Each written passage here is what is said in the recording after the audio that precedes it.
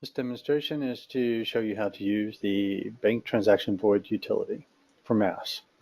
So you can always void transactions by going into bank transactions, coming here and doing void transaction. That's the slow way. If you've accidentally imported several of them, you'll probably want to use the new feature here under Financial, MAS Cash Transaction Void. If you don't see that menu item, then either the tool is not loaded on your machine or you don't have access to the bank transaction window. You can see if the tool is loaded on the machine by going to About Microsoft Dynamics, Additional, and click on the MAS Transaction Void Help. And now I can tell that this is loaded. All right, so let's get back over here to our MAS Transaction Void window. Let's explain what the fields do here. Process obviously will mark anything that's marked will be voided. Close simply closes the window.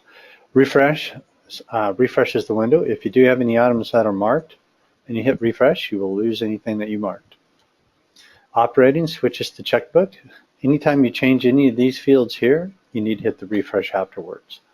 The reason I don't automatically do it is because maybe you want to set this date range and not have to wait for an entire checkbook to load.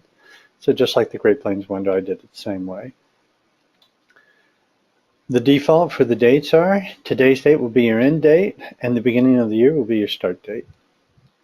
Could be annoying if you're working on the 1st of January of a new year and I'm trying to get the prior year, but that's the best I can do. So there's a couple ways that you can do this. So the easiest way is, like for instance, if I want the transactions that need to be voided on 11/15, of course, just switch my date to 11/15, hit refresh, and now I can just sit here and mark all of these. There is no mark all and unmark all because if you want to unmark all, just hit refresh. If you want to mark all, you probably shouldn't be doing that in the MAS void window because there's a good chance you're going to accidentally void something that you don't want voided.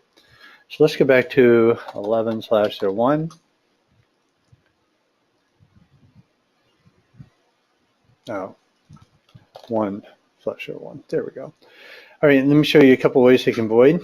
So if you double click on a record anywhere, it'll either unmark or mark it. Notice I use the refresh to unmark everything real quick. Another way is most of the duplicates that we've noticed are in a pattern. And in this case, you can see it's 1, 2, 3, 4, 1, 2, 3, 4, 1, 2, 3, 4. So you could sit here and mark, and what I'm doing is using the mouse. I could do it that way. But if you have hundreds of these, that's going to get real annoying. So maybe what I want to do is I can click, if I click in this field and now take my cursor and go 1, 2, 3, 4, or 1, 2, 3, hit the spacebar, 1, 2, 3, spacebar, 1, 2, 3, spacebar, 1, 2, 3, spacebar. If I have a pattern, then it can get really easy, like that. 2, 3, 1, 2, 3, 1, 2, 3, 1, 2, 3. But of course, make sure what you have marked is correct.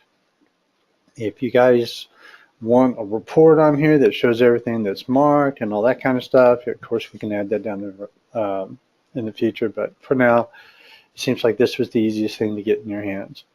This debug, if we have any complications, I may want you to mark that before you hit process so that I can capture the logging as to what's going on.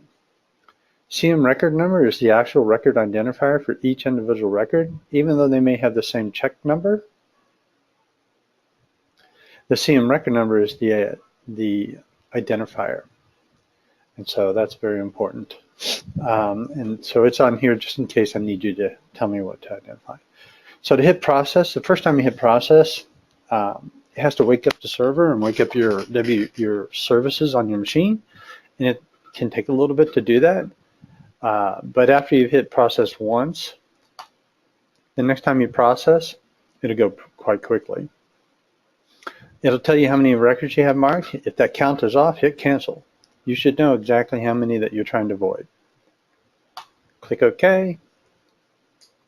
Goes to the server. Did I click OK or did I hit cancel? I clicked OK. Now, Like I said, the next time around, it goes a little bit faster. And notice that the records disappear from the screen once they process. Closes the window, and that's about all there is to that utility. Thank you.